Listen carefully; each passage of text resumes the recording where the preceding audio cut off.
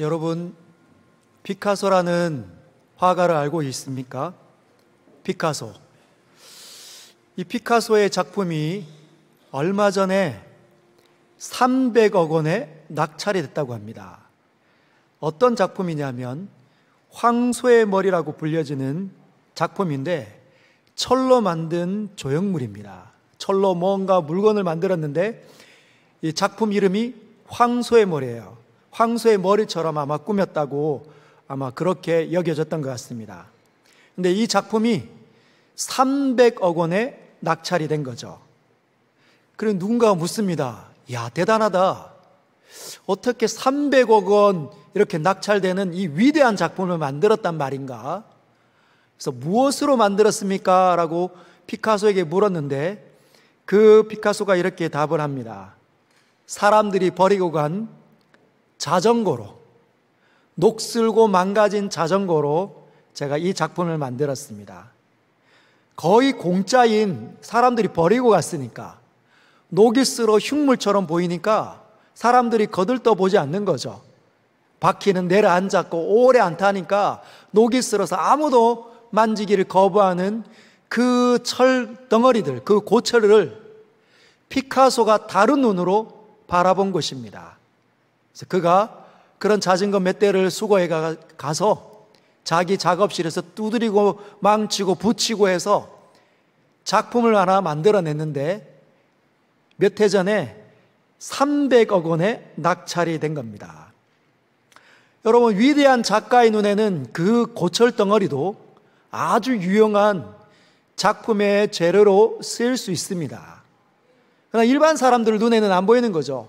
이게 더럽고 녹이 쓸어가지고 만지면 뭔가 녹에 독이 오를까 싶어가지고 아무도 거들떠보지 않는 흉측한 그런 재료에 불과했는데 위대한 작가는 다르게 본다는 겁니다.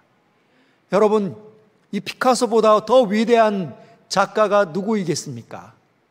영원하신 하나님, 전능하신 하나님, 무한하신 하나님, 그분의 손에 사람이 다루어지게 되면 정말 형편없는 사람도 위대한 사람으로 탈바꿈 되는 줄 믿으시길 바랍니다.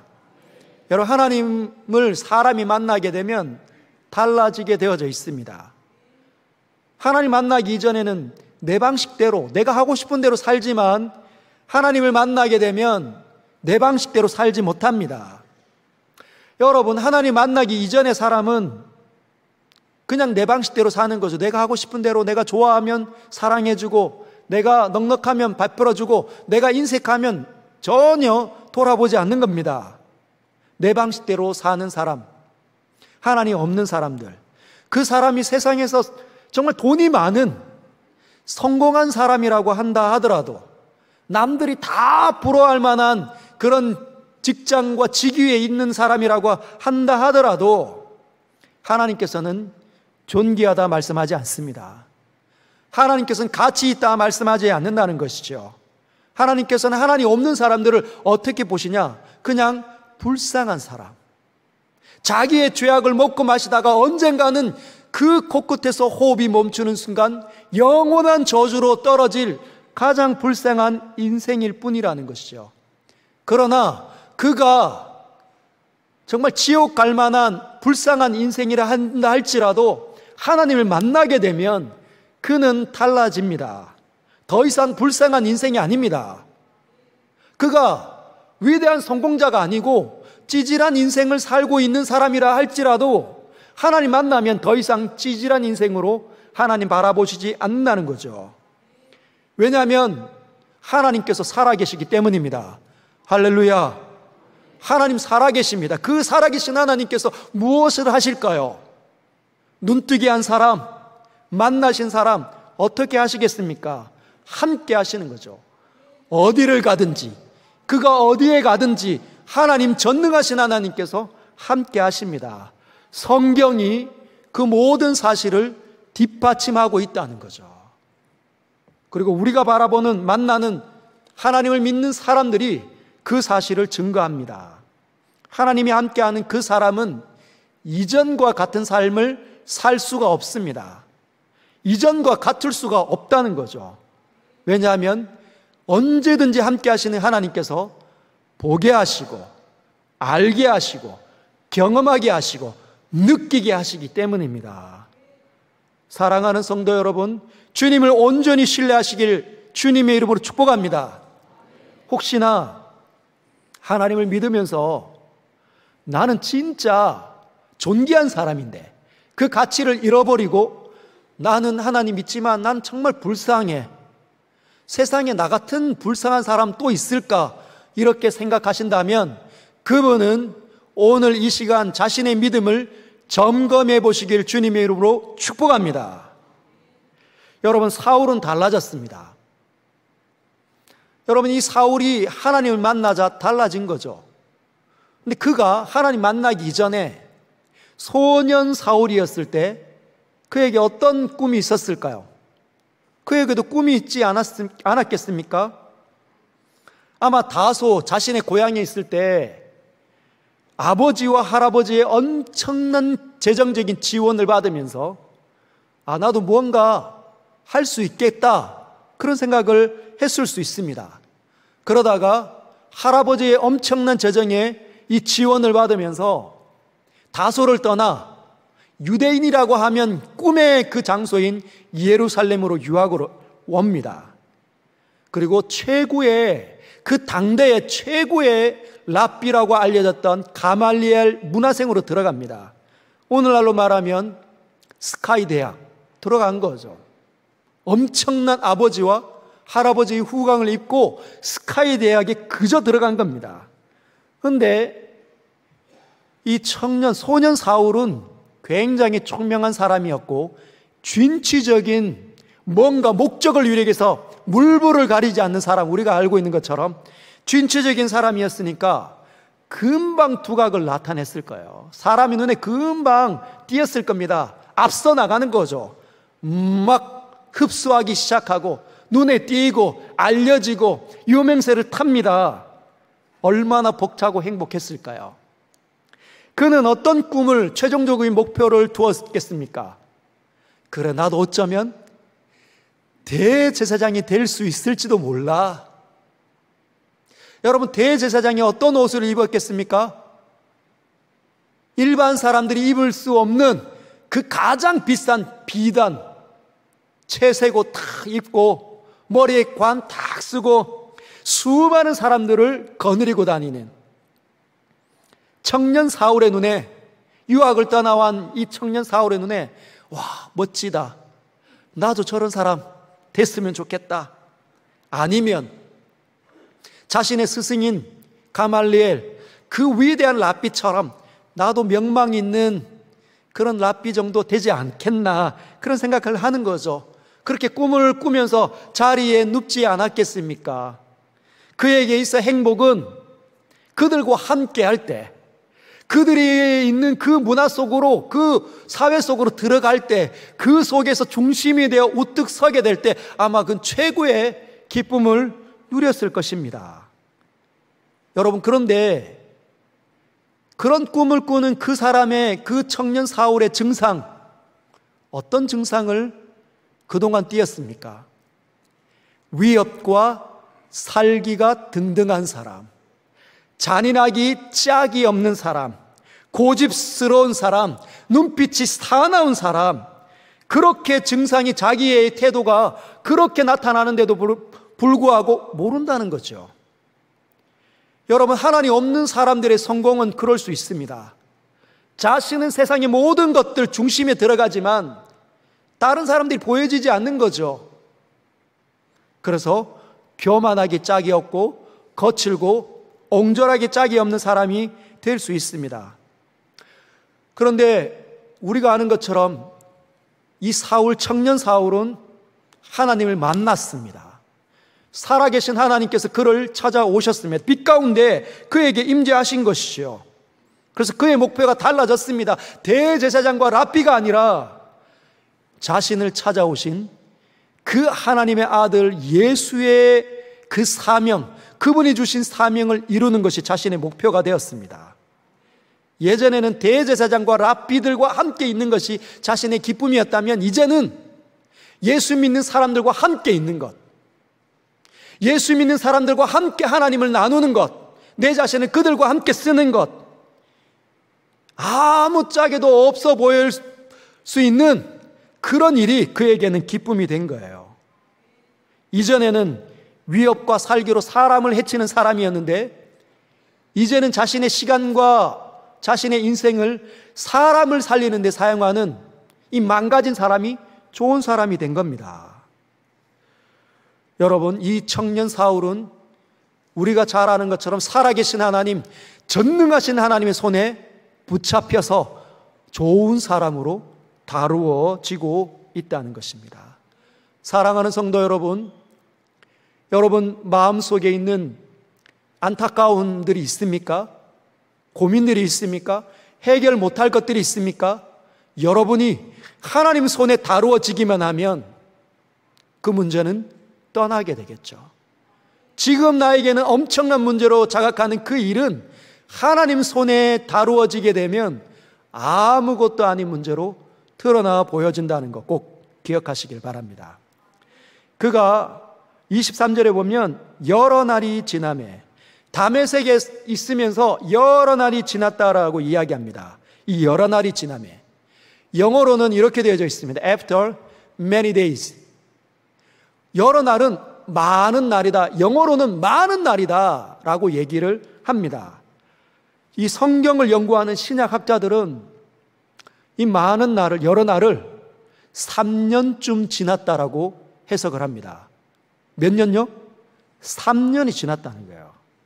여러분, 3년 동안 바울은 무엇을 했을까요? 그가 갈라디아서에서 이 3년간의 이 기록을 이렇게 표현을 합니다. 갈라디아서 1장 15절에서 17절까지. 그러나 내 어머니의 태로부터 나를 택정하시고 그의 은혜로 나를 부르시니가. 하나님 만날 때 자신이 선택받은 것이 그 예수님이 빛 가운데 만날 때 그때가 아니라 모태에서부터 하나님 나를 선택했다라고 그가 갈라디아 교회를 향하여 편지할 때 그렇게 해석을 합니다. 그리고 그의 은혜로 나에게 임재하신 것, 즉 그의 아들을 이방에 전하기 위하여 그를 내 속에 나타내시기를 기뻐하셨을 때, 빛 가운데 나를 찾아오셨을 때 내가 주님을 만나고 내가 곧 혈육과 의논하지 아니하고, 혈육이 누굽니까? 어머니, 아버지, 형제들, 아니면 자신을 그렇게 밀어주는 할아버지와 의논하지 않고 어떻게 했냐? 17절, 나보다 먼저 사도된 자들을 만나려고 예루살렘으로 가지 않고 아라비아로 갔다가 다시 다메섹으로 돌아가노라. 즉 아라비아로 3년간 내려가 있었다는 것입니다. 자기가 3년 동안 다메섹에 있다가 이 여러 날이라는 이 기간 동안 아라비아 광야로 내려간 것이죠. 여러분, 왜 그는 아라비아 광야로 내려갔을까요? 거기에 뭐가 있길래? 우리가 잘 아는 것처럼 광야는 풀이 한 폭이 잘 나지 않는 곳, 태양은 굉장히 열기는 강렬한 곳, 낮에는 엄청 뜨겁고 밤에는 무지막지하게 추운 곳. 그래서 제대로 쉴 터가 없으면, 쉴 곳이 없으면 벌벌 떨 수밖에 없는 것. 그런데 아무도 없는 겁니다.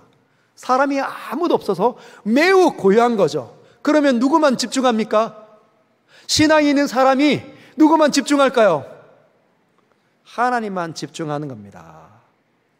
21절과 22절을 보면 자신이 다메섹에서 예수 만나고 난 다음에 아나니아와 그 제자들을 통해서 수많은 이야기를 듣고 난 다음에 회당을 찾아다니며 예수가 하나님의 아들이심을 막 증거하지 않습니까? 그런데 21절과 22절을 보면 그 누구가 이 사울의 말에 귀를 기울였다, 나도 믿고 싶어졌다, 이런 기록은 없습니다.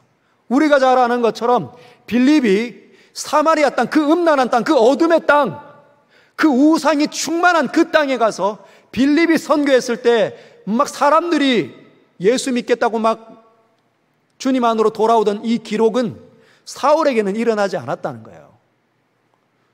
하나님으로부터 사명을 받았는데, 선택을 받았는데, 이 쓰임을 받아야 되는데 막 입을 열어 전달했더니 아무도 귀를 기울이지 않는 겁니다. 그때 그에게 찾아오는 마음은 뭘까요? 이대로는 부족해. 뭔가 필요해. 뭐가 필요할까? 좀 더 하나님에 대해서 알 필요가 있어. 예수님에 대해서 좀 더 알 필요가 있어. 그래서 모든 집중하게 하는, 내 마음을 들끓게 하는 수많은 것들을 차단하고 오로지 하나님만 바라볼 수 있는 광야로, 아라비아 광야로 나아간 겁니다. 거기에서 그동안 그 랍비의 제자로서 유명해질 때까지 알았던 그 성경을 꺼내서 묵상하고 해석하고 들여다보는 것이죠. 그래서 빌립보서 3장 7절에서 8절은 이 모든 것들을 깨달은 사도 바울이 된 그가 이렇게 고백을 합니다. 우리 같이 한번 읽어볼까요? 시작. 그러나 무엇이든지 내게 유익하던 것을 내가 그리스도를 위하여 다 해로 여길 뿐더러 또한 모든 것을 해로 여김은 내 주 그리스도 예수를 아는 지식이 가장 고상함이라. 그에게 있어서 대제사장이 되는 것, 랍비가 되는 것, 훌륭한 랍비가 되는 것, 아니면 명망 높은 그런 관리나 지도자가 되는 것이 그의 예전에는 꿈이었지만, 그것 가운데 들어갈 때 행복감을 준다고 생각했지만, 여러분, 신앙이 깊어지는 이 바울은 뭐라고 고백하냐? 예수를 아는 지식이 나에게 가장 고상합니다. 신앙의 비밀을 안 사람들은 그렇게 고백을 합니다. 예수를 더 알게 되면 나는 이 세상을 능력 있게 승리하게 된다. 여러분, 그 비밀을 알고 있습니까? 그 놀라운 신앙의 그 비밀을 여러분 경험해 보신 적 있습니까? 경험해 보시길 주님의 이름으로 축복합니다. 여러분, 그 은혜를 견고하게 하기 위해서 이 세상의 모진 풍파에 흔들리지 않으려면, 좌우로 치이지 않고 좌초되어서 깊이 바다에 빠지지 않으려면 여러분, 견고케 하는 신앙의 훈련이 필요합니다. 여러분이 일정한 기간에는 하나님을 집중하는 시간을 따로 떼어낼 필요가 있습니다. 이 세상이 얼마나 강력한지 아시잖아요. 한 주간을 살았는데 오늘은 막 은혜가 충만해서 문 열고 나갔는데 다음 주에는 하나님이 어디 있나? 이런 마음이 불쑥 드는 것이 우리의 연약한 상태 아닙니까? 여러분, 견고하게 여러분 신앙을 유지하려면 가을에 신앙훈련을 한번 도전해 보시길 바랍니다. 여러분, 쉽지 않습니다. 시간을 따로 떼어내는 것, 죽지 않는데, 내 일이 그렇게 망가지지 않는데, 신앙훈련하게 되면 하나님께서 나에게 주시는 은혜가 더 귀하고 복되다는 사실 다 알지만, 우리의 나태함과 우리의 게으름이 얼마나 찐득찐득한지, 내가 이걸 지원할까 말까 고민하는 사람들이 얼마나 많은지 모릅니다. 여러분, 과감하게 시도하십시오. 은혜를 받는 자리가 됩니다. 은혜를 받으면 놀라운 일이 시작된다는 거 꼭 믿으시길 바랍니다. 여러분, 그 훈련을 마친 사울이 여러 날 지나서 다시 다메섹으로 왔습니다. 여러분, 훈련을 마쳤기에 3년간 주님에 대해서 집중한 이 사람, 뭘 갖췄을까요? 더 세밀한 분별력. 말하자면 이 안경이 뿌연데 이 뿌얘진 이 안경을 늘 자꾸만 잘 닦아낸 겁니다. 뿌얘진 안경을 잘 닦아서 보면 얼마나 선명한지 모릅니다. 이 시력이 약해지면 약해질수록 안경을 꼈는데도 잘 안 보여요. 왜냐하면 시력이 약해졌기 때문에. 조리개가 쪼거나 조리개가 이렇게 확장되는 이것이 약해졌으니까 시간이 지나면 우리가 몸이 약해지잖아요. 그러면 이 자꾸 안경이 안 보입니다. 침침해지고. 근데 안경을 새로 맞추면 얼마나 잘 보이는지, 아, 이 사람이 이렇게 생겼구나, 저 모습이 저런 거구나, 다 알게 된다는 거죠. 여러분, 훈련을 잘 마친 사울이 새로 장착된 안경을 갖고 와서 유대인들에게 예수는 하나님의 아들이십니다라고 선포하고 설교할 때 이들이 당해낼 수가 있겠습니까? 유대인들이 당해낼 수가 있겠습니까? 못 당해내는 거죠. 그래서 23절을 보면 이렇게 합니다. 여러 날이 지나매 유대인들이 사울 죽이기를 공모하더니 사울을 죽여버리자. 여러분, 과거에 자기가 예수님을 증거할 때 자기가 예수 그리스도를 믿는 사람들을 죽이려고 혈안이 되었지 않습니까? 근데 이제 자기가 꼼짝없이 당하게 된 거예요. 그 이전에는 3년 전에는 관심이 없었는데 지금은 죽이고 싶어진다는 겁니다. 여러분 무엇을 깨달았을까요? 아, 이런 거구나. 이런 거구나. 하나님 믿는 것과 믿지 않는 것의 차이는 이런 거구나. 하나님을 알지 못하면, 예수님을 알지 못하면 자신이 그렇게 사납고 고집스럽고 나쁘다는 사실을 모르고 좋아진 사람을 향하여 그렇게 이를 가늘게 되는구나. 망상에 사로잡혀서 끝없는 미움의 저주에 갇히게 되는구나. 그걸 그가 깨닫는 겁니다.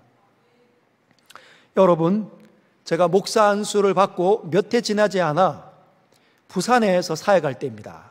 부산에서 사역할 때 어떤 여성도님이 신방을 요청했습니다. 상담을 요청했습니다. 그래서 교회에서 이렇게 상담을 하는데 이렇게 자신의 인생 보따리를 푸는 겁니다. 목사님, 제가 신앙생활한 지 이제 몇 년밖에 안 됐는데 위기가 찾아왔습니다. 어떤 위기입니까? 제가 시집을 왔는데 우리 시댁이 불교가 아주 불심이 깊은 집안이었습니다. 그런데 어느 날 제 주변에 있는 사람들이 저에게 예수님을 전도한 겁니다. 그래서 교회에 와서 예배를 드리는데 한 3주, 4주 정도 지났을 땐가 언젠가부터 갑자기 마음에 울림이 일어났습니다. 내가 이대로 살면 안 되겠구나. 내가 이대로 살다가는 큰일 나겠구나. 지금 하나님께서 나를 부르시고 계시구나. 그 사실을 깨닫고 제가 그 즉시로 회개하고 얼마 지나지 않아 학습받고 세례를 받았습니다. 그래서 저는 예수님을 믿는 게 너무 좋아서 예수님 말씀대로 살려고 진짜 집안에 열심을 다했습니다. 근데 아까 말씀드린 것처럼 저희 시댁이 불심이 아주 깊은 집안입니다. 근데 시부모님이 제가 교회 다니는 걸 알게 되고 난 다음부터 저를 얼마나 박해하는지 모릅니다. 우리 집이 이제 망하게 되었구나. 며느리가 예수의 귀신이 들려가지고 망하게 되었구나. 한 집에 신이 2개 있어 신이 싸우게 생겼구나. 이렇게 생각했다는 거예요. 이 며느리가, 이 성도님이 예수님 닮게 열심을 다해서 시부모님 공양하고 지극정성으로 반찬 만들고 살림살이 했는데 시부모는 안 되겠다. 결단을 내렸다고 합니다. 아들과 이혼시켜야 되겠다. 아들과 이렇게 착하게 지금 더 섬기고 있는데 이혼시켜야겠다. 끊임없이 회방시켰다는 거예요. 여러분, 그런 것입니다. 하나님 믿는 사람들이 선하게 살든지 아름답게 살든지 착하게 살든지 그것과는 상관없이 하나님을 믿지 않게 되면 보신들이 끊임없는 미움에 사로잡혀서 그 사람을 해치고 있다는 생각을 모르고 가정을 망가뜨린다는 사실을 모르고 그냥 종교심으로 미움에 사로잡힌다는 거예요. 여러분, 결국 하나님을 제대로 믿고 달라진 사울은 유대인들의 죽이려고 하는 그 계략을 듣고 밤에 다메섹 형제들에 의해서 광줄에 달아 그 성벽에서 내려집니다. 여러분, 어떤 마음이 들었을까요? 그 밤에 자기가 지금 달라져서 열심을 다해서 복음을 전해서 사람들 살려내고 싶어 하는데 그들이 자기를 죽이려고 드니까 착잡한 거죠. 그가 26절에 보면 그 다메섹을 탈출하는 사울이 간 곳이 있습니다. 예루살렘에 가서 사울이 예루살렘으로 떠납니다. 여러분, 그가 예루살렘으로 가서 대제사장을 먼저 만나지 않았어요. 여러분, 다메섹으로 그가 향할 때에는 3년 전에 대제사장으로부터 권한임을 받아가지고 뭔가 공문서를 받아서 갔지 않습니까? 그러면 다메섹에서 예루살렘으로 갔을 때 바로 대제사장에 가서 나 이제 안 하겠습니다 해야 되는데 그러지 않고 아예 신경도 쓰지 않고 어디를 찾아가냐? 교회를 찾아갑니다. 예루살렘 첫 번째 예수 믿었던 예루살렘 제자 공동체에 찾아가는 거예요. 그래서 가서 뭐라 했습니까? 보면 26절에 사울이 예루살렘에 가서 제자들을 사귀고자 하나 제자들과 사귀려고 하는 거예요. 그 모임 속으로 들어가려고 합니다. 여러분, 그러면 예루살렘 공동체가 지금 어떤 모습으로 예배를 드리고 있을까요? 여러분, 이미 3년 전에 사울이 등장해서 위협과 살기가 등등해서 남녀를 끌어다가 잔멸하려고 했지 않습니까? 그렇죠. 그래서 교회가 완전히 회파되어서 사람들이 다 도망을 갔습니다. 남아있는 사람 많지 않겠죠. 근데 그들이 이전처럼 공개적으로 날을 정해놓고 공개적인 장소에서 만남과 예배를 가졌겠습니까? 못하는 거죠. 그러면 몰래 모임을 갖고 있었던 겁니다. 몰래 밤에나 어떤 다른 장소에서 은밀히 모여서 하나님께 예배를 드리고 있는데, 그러면 은밀히 모여있는 그 사람들에게 사울이 찾아가서 그 공동체의 형제가 되려고 찾아가려면 어떻게 해야 됩니까? 아름아름 몰래 사람들에게 물어야 되겠죠. 예수 믿을 법한 사람들을 찾아가야 합니다. 그런데 이 소문이 예루살렘 교회 사람들에게 알려진 거예요. 어떻게 알려졌을까요? 그가 돌아왔다. 위협과 살기의 아이콘, 그 잔인하기 짝이 없는 사람, 그 무지막지한 사람, 그 사울이 돌아왔단다. 얘기가 들린 겁니다. 그리고 그가 자기들을 찾아오고 있다. 수소문해서 아름아름 찾아와서 우리 공동체에 들어오려고 한다. 어떻게 얘기해졌을까요? 혹시 속임수 아니야? 속임수 아니야? 여러분, 그들이 왜 그렇게 생각했을까요? 오늘 본문을 보면 다 두려워하여, 다 두려워하여. 예루살렘 사람은 사울이 변화된 것 여러분 믿지 못했습니다. 다 두려워 떨었어요. 왜 그랬을까요? 그들은 직접 보았기 때문이에요. 사울이 어떻게 남녀를 결박해서 끌어가는지, 끌려가는 형제들이 어떤 모습으로 끌려갔는지, 어떻게 핍박과 고문을 당했는지 그들이 다 듣고 다 보았기 때문에. 그 잔인하기 짝이 없는 사람이 손을 내민다고 여러분 손이 내밀어지겠습니까? 트라우마가 생긴 거죠. 트라우마에 한번 갇히게 되면 이 편견을 벗어날 수가 없습니다. 속이면 어떡해? 우리를 다시 잡아가면 어떡해? 여러분, 그럴 때 하나님께서 준비한 사람이 있습니다. 27절 같이 한번 읽어볼까요? 시작.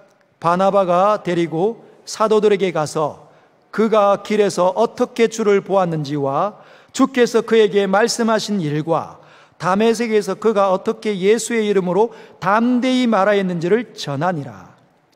누가 이 청년 사울을 데리고 갔다고요? 바나바라는 사람이.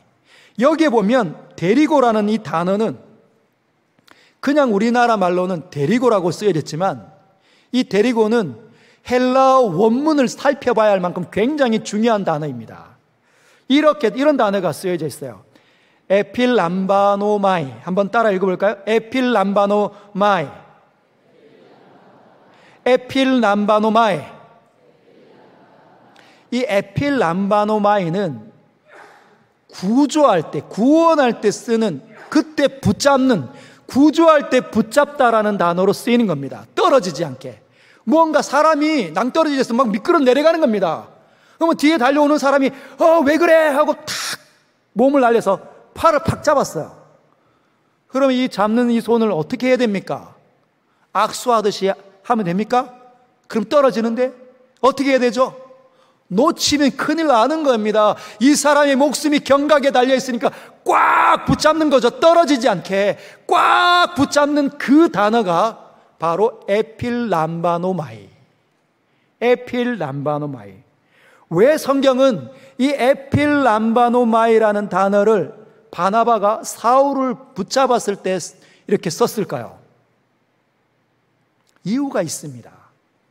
그 이유는 지금 사울이 어떤 상태라는 거예요?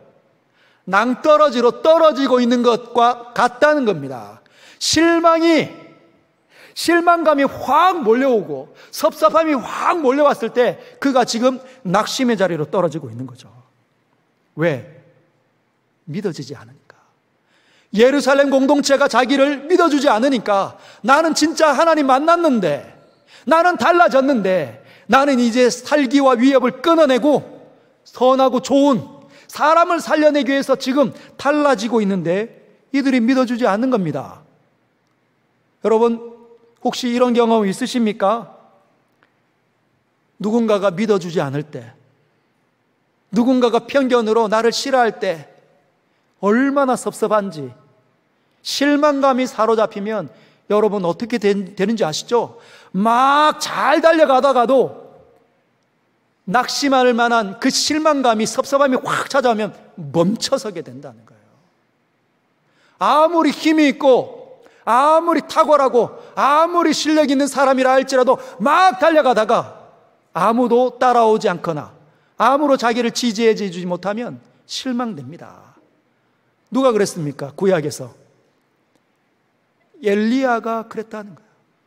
엘리야가 3년 반 동안 참아서 이스라엘 공동체에 부흥이 올 거라고 생각을 했는데 한 명도 변화되지 않았습니다. 그 모습 속에 실망감이 얼마나 찾아왔는지, 그래서 이렇게 얘기합니다. 나 죽여주십시오. 하나님 이제 됐습니다. 내 그만하랍니다. 나를 죽여주십시오. That's enough. 얘기한 거죠. 충분합니다. 이제. 여러분, 지금 사울이 그런 상태입니다. 다 내려놓고 지금 변화되고 목숨까지도 걸면서 왔는데 이들이 진짜 나를 이렇게 몰라주나, 예수 믿는 사람들이. 여러분, 그때 등장한 사람이 바나바라는 거예요. 바나바가 낙심의 자리로, 절망의 자리로 주님께서 선택한 사람인데, 주님께서 선택해서 사용하고 싶은데 낙심의 자리로, 아무것도 할 수 없는 자리로 떨어지니까 바나바가 등장해서 에필람바노마이 꽉 붙잡아 버렸다는 거예요. 여러분, 바나바가 누구인 줄 아십니까? 바나바는 사도행전 4장 36절과 37절에 이렇게 기록이 되어져 있습니다. 구브로에서 난 레위족 사람이 있으니, 구브로는 예루살렘 지역이 아닙니다. 이스라엘 땅이 아닙니다. 그 구브로에서 난 레위족 사람이 있는데 그의 이름은 요셉이, 본명이 요셉이에요. 근데 사도들이 일컬어 바나바다, 바나바라 이런 늘 얘기하면, 야 바나바, 바는 아들이고 나바는 위로란 뜻입니다. 바나바, 위로의 아들이다, 이렇게 이야기한 거죠. 왜?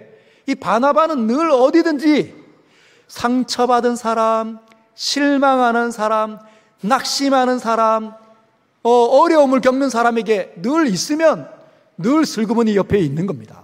누가 등장합니까? 바나바가 어깨 탁 감싸면서, 형제 왜 그래? 이야기 다 듣고, 괜찮아, 나도 그랬어, 할 수 있어, 내가 기도해 줄게, 하나님 함께 하시잖아, 늘 위로하는 사람, 그 사람이 바나바였습니다.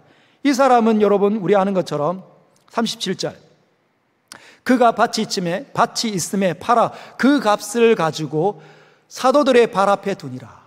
자기의 밭을 팔아서 사도들에게 줘서 마음껏 사용하라고, 목회하는데 마음껏 사용하라고 그렇게 줄 만큼 신앙이 좋았습니다.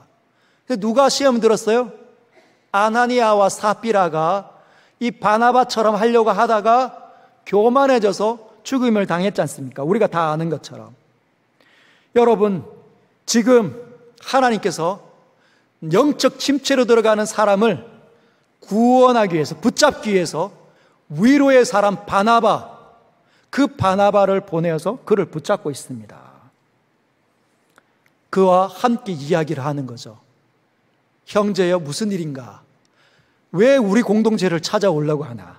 이야기 다 푸는 거죠. 아, 그랬구만. 다 듣고 보니 진짜 거짓말이 아닐세. 내가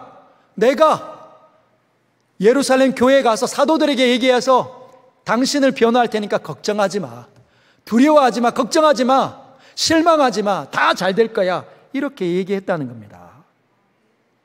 여러분, 하나님께서 오늘 우리에게 무엇을 지금 말씀하실까요? 오늘날 사람들에게 바나바가 필요하다. 이 바나바 같은 사람이 필요하다. 에필람바노마이 하는 사람이 필요하다는 겁니다. 왜? 저와 여러분들 오늘날 사는 우리의 이 삶은 갈등의 나라들입니다. 수많은 곳에서 갈등이 일어납니다. 여러분, 갈등의 최종적인 목표는 어딜까요? 관계가 깨뜨려지는 겁니다. 갈등이 추구하는 건 관계가 깨뜨려지는 거예요. 여러분, 죄의 삭은 사망이라. 사망은 부서져 사라지는 것이 사망입니다. 여러분, 갈등이 최종적으로 목표하는 것은 우리의 흩어짐이죠. 우리의 망가짐, 우리의 관계들이 다 깨어지는 것입니다. 여러분, 어디에 이 에필람마노마이 바나바가 필요할까요? 가정이, 남편과 아내가, 여러분, 남편과 아내가 새로 가정을 꾸릴 때 어떤 기초 위에 세워집니까? 믿음의 기초 위에 세워집니다. 수많은 증인들 앞에서, 하나님과 목사님 앞에서 이 사람 믿겠습니까? 이 사람 끝까지 사랑하겠습니까? 예! 그게 무슨 말입니까? 신뢰합니다. 내 짝에게 나는 내 신뢰를 주겠습니다. 내 믿음을 주겠습니다. 그래서 반지를 나누어 끼는 거죠. 근데 여러분, 남편도 마찬가지로, 아내도 마찬가지로 낙심할 만하고 방황할 만한 일이 얼마나 많이 일어납니까? 여러분, 돈 벌어오는 일이 쉽습니까?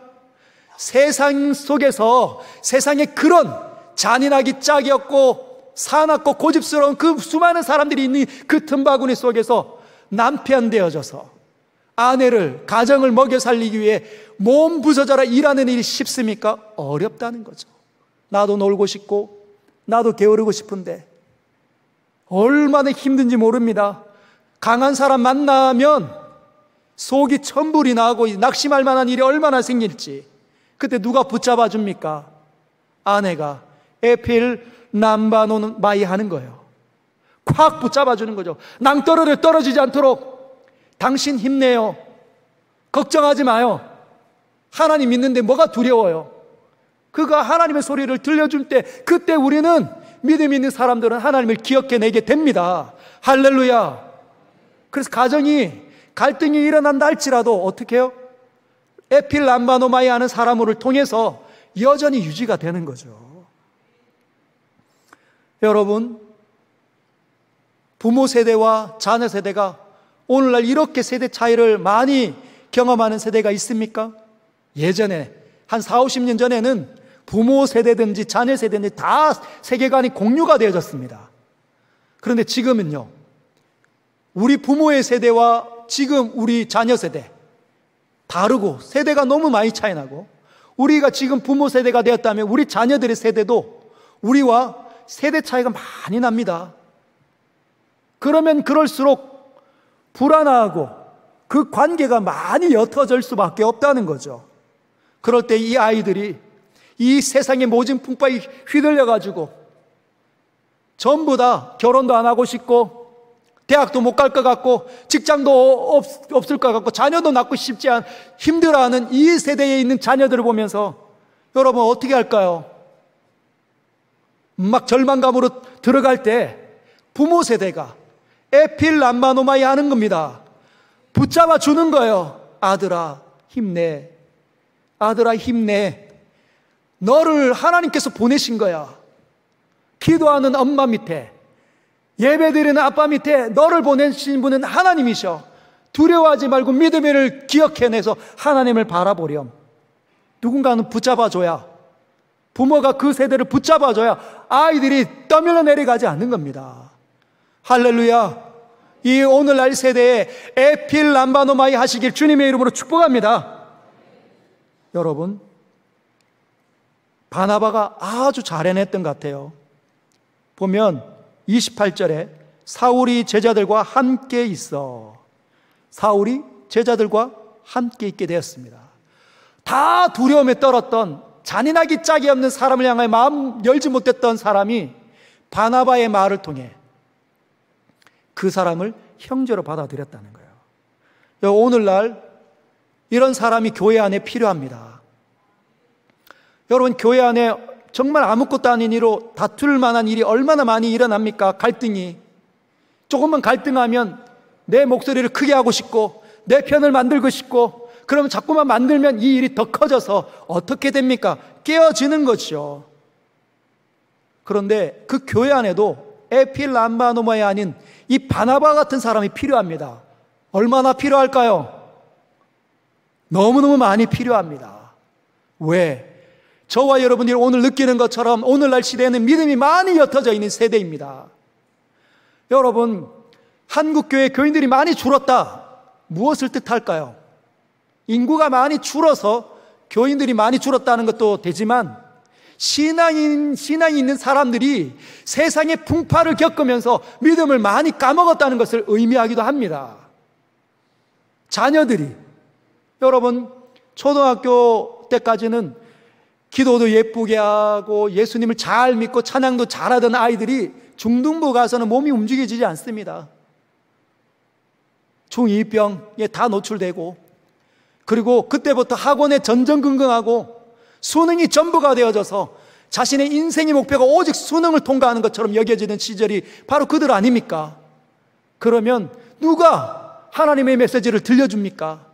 일주일에 딱 한 번 들어가지고 어떻게 이 믿음을 금과 같이 만들 수 있을까요? 역부족이지 않습니까?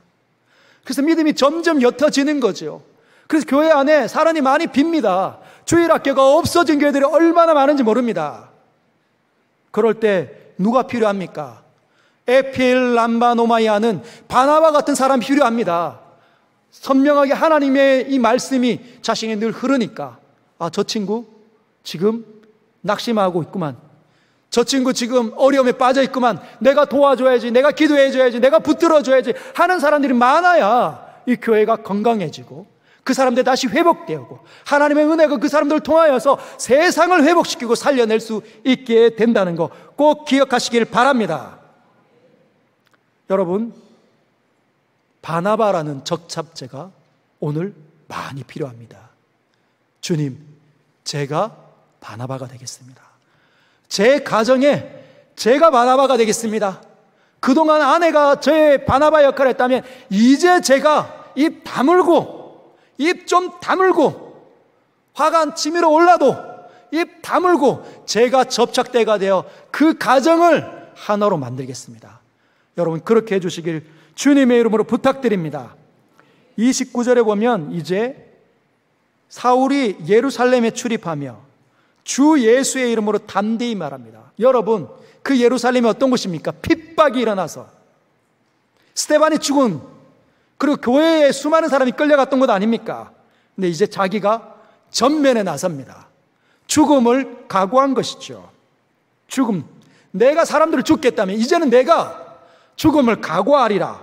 그러면서 헬라파 유대인들과 함께 말하며 변론하니 그 사람들이 죽이려고 힘쓰거늘. 여러분, 헬라파 유대인들은 누구냐면 스데반이 변증했던 사람들, 그 스데반과 성령과 지혜가 충만한 사람, 그 스데반과 싸워서 당해내지 못했던 사람이 바로 헬라파 유대인들이었습니다. 근데 이들이 모함을 한 거죠. 고소를 한 겁니다. 거짓 사람들을 사서, 증인들을 사서. 그래서 누가 죽었습니까? 스데반이 죽었죠. 이제는 자기가 그 스데반의 편이 되어서, 스데반이 되어서 그 스데반을 죽였던 사람들과 변론해서 이겨내는 겁니다. 그런데 열받는 거죠. 스데반을 죽였던 사람이 사울이 그렇게 되니까 더 열받아서 사울을 죽이려고 듭니다. 여러분, 이렇게 하나님의 손에 쓰임받으면서 훈련되어지는 이 사울이 뭘 교훈을 받았을까요? 이런 일련의 과정을 통해서 뭘 배웠겠습니까? 선과 악이 있구나. 이 세상에는 선과 악이 있구나. 이 악은 끊임없이 이 선을 미워하고 저주하는구나. 선이 선한데도 불구하고, 선하고 착하고 배려하고 아름답고 하나가 되도록 사랑하려고 하는데도 악은 늘 끊임없이 뭐라는 겁니까? 선을 미워하는 거죠. 그걸 어떻게 깨닫습니까? 자신이 이 악 가운데 있었으니까, 자신이 이 악 가운데서 어둠 속에서 분별하지 못하고 이 선을 끊임없이 미워했으니까 그렇구나. 이 악에 있는 사람들은 어둡고 여전히 악밖에 없어서 늘 악한 행동만 하는구나. 여러분, 선한 자리로 나오면 우리는 선하신 하나님을 발견하게 됩니다. 여러분, 우리 모두가 악한 사람들 아니었습니까?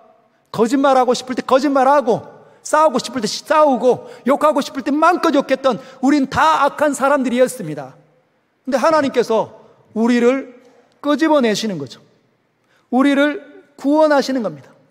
여러분, 선하신 하나님은 이 악은 선을 끊임없이 미워하지만 선은 악을 불쌍히 여기는 거예요. 이 선은 악을 회복하기를 원합니다. 그래서 우리가 여기에 있을 때 우리를 견뎌보지 못하시고 우리를 하나씩 끄집어내시는 거죠.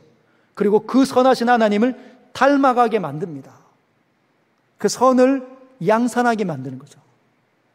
하나님을 닮아서 사람들을 사랑하고 사람들에게 손 내밀고 사람들에게 다가가도록, 그래서 이 망가지는 이 악한 세상이 우리로 하여금 지탱되도록 만드시는 분이 선하신 하나님의 역할입니다. 사랑하는 성도 여러분, 우리가 11월 5일 날 총력 전도 축제를 가지려고 합니다. 이 전도 축제 기간에 우리는 무엇을 해야 합니까? 여전히 이 악 가운데 살면서 자신들이 악한지 악하지 못한지를 분별하지도 못하고 여전히 선을 향하여서 으르렁거리는 이 사람들을 어떻게 하는 거죠? 찾아가서 선을 보여주는 겁니다. 선을 행하는 거죠. 왜? 우리는 선을 경험했기 때문에. 선하신 하나님을 마음껏 드러내 보여주는 겁니다. 그래서 그들을 하나님 안으로 다시 끌어오는 일이 전도입니다. 전도. 그냥 교회 사람들 꽉 모아가지고 돈 많이 걷어가지고 교회에 막 건물 많이 세우고 이런 게 아니고, 그건 기독교가 아닙니다. 그건 종교를 이용하는 장사꾼들이 하는 일이지 그건 종교가 아닙니다. 종교는 이 악한 사람들, 죽어가는 사람들을 불쌍히 안타까워하며 그들을 다시 구원하도록 다시 그 자리로 들어가는 거예요. 사울이 그랬던 것처럼. 우리 말씀을 기억하면서 우리 같이 한번 기도하겠습니다.